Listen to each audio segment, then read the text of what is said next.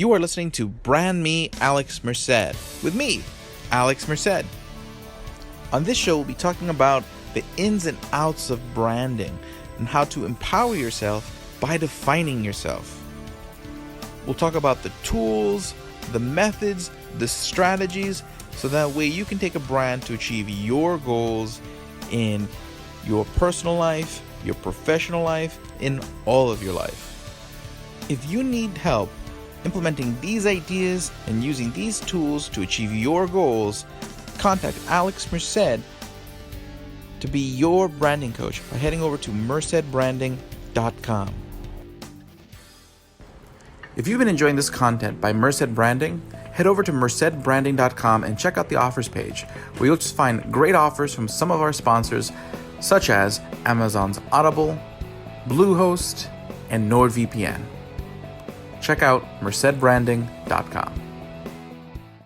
Hey everybody, this is Alex Merced, and you're listening to another episode of Brand Me Merced. And basically today we're going to talk about search engine optimization.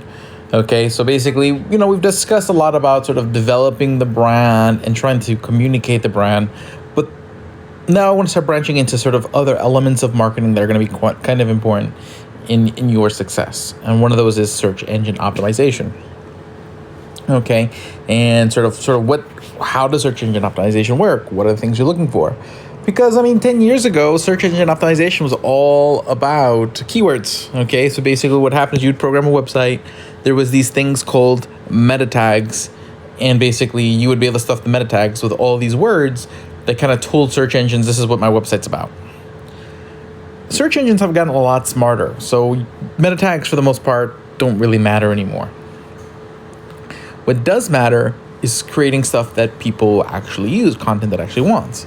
So if you want your content to show up more higher in the search results, you have to kind of really think about the user experience. So at the end of the day, the big crux of everything I'm about to talk about right now is to make something that other people are going to use. So if you are selling cheese, you want to make content that people who want cheese are going to want to read, is easy for them to read, that they can quickly identify it's something that they want, because there's going to be a lot of different factors, things like link backs. So basically, let's say you do sell cheeses, okay, and then what you do, so on the website you have a blog and you do an article, top 10 cheeses, because you want to drive people to your website. Now, great, top 10 cheeses, that's a headline people can understand, top 10 cheeses. Other people who really like that article, who are cheese connoisseurs, might go back and link to that article, being like, cheesy blog, wrote this article about 10 cheeses. Okay, that was actually really good. I really told you about the cheeses and where they were from, was very detailed, etc. Those links are going to tell Google or any search engine that, hey, look, this website really seems to understand this, okay? And they're going to also just take a look at the link, but the text that it links to. So if someone says, hey, they really articulate what's good cheese, and then make that text link to your website, to your blog post, that'll do it. That's going to help that particular page show up higher. So, and then again, Google's going to be taking a look at sort of global links and local links. What I mean is global sort of links to your domain level. So let's say your domain is cheeseme.com, okay? It'll look for all the links to any page on cheeseme.com, and the more links there are to cheeseme.com as sort of the base URL, the more Google's going to think, wow, okay, this website seems to be appreciated by a lot of people, okay? And this is why it's actually not a bad thing to have a brand that isn't too specific to your particular thing. Okay, because that way it's easier for Google to identify that your brand is unique. Okay, so instead of calling yourself Cheese Me, call it like Chiz. Okay, because no one's searching for, so that way when people search and link, it starts realizing that this is a specific brand, that it's authority on cheese, and starts creating that relationship that this is sort of like a resource. Okay, when you hear the word GoDaddy, it doesn't automatically ring to you as domains, But because so many people will look specifically and search specifically for GoDaddy, it tends to have dominate so search. Same thing for Amazon or IMDb. So when people go, hey, IMDb Donnie Depp, because IMDb has such a unique phrase, it ends up being part of people's searches and ends up kind of driving its own traffic to itself as it builds its brand identity.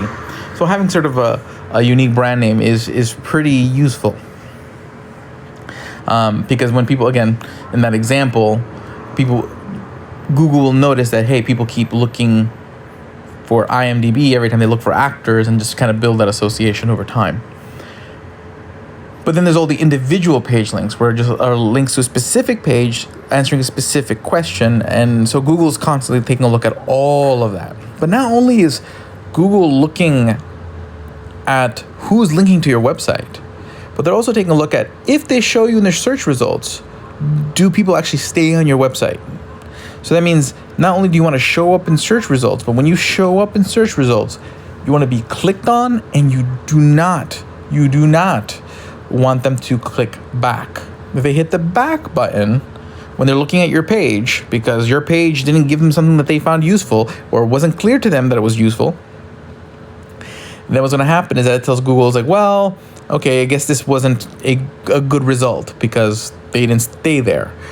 So generally those top search results are going to, be the ones that have that most stickiness to it, meaning I click on the result and I stay on the website because the website actually does what I want it to do. So don't try to target, don't try to sit there and say, hey, I want to create a website that will show up for this keyword, but then your content isn't going to actually answer that question.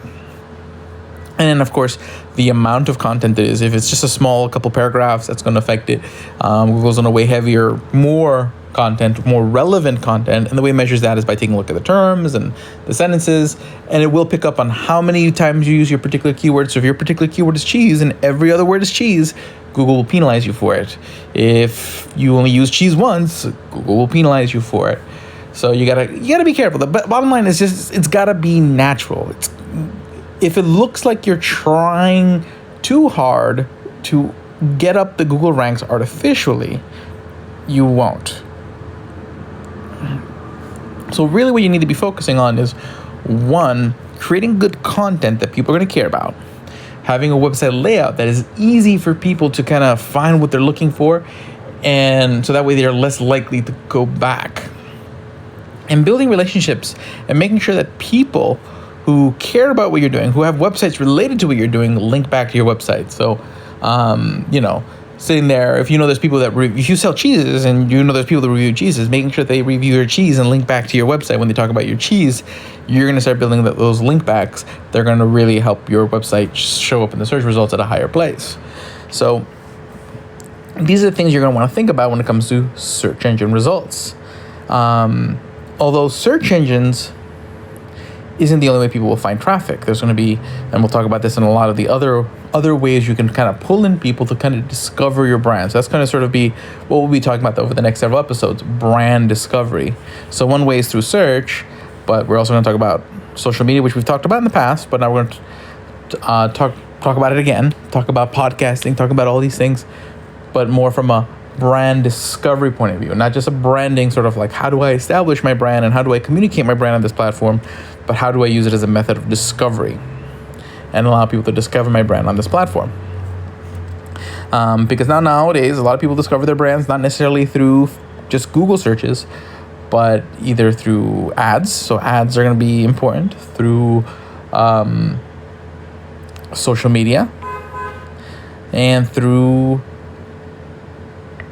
podcasts and videos and stuff like that.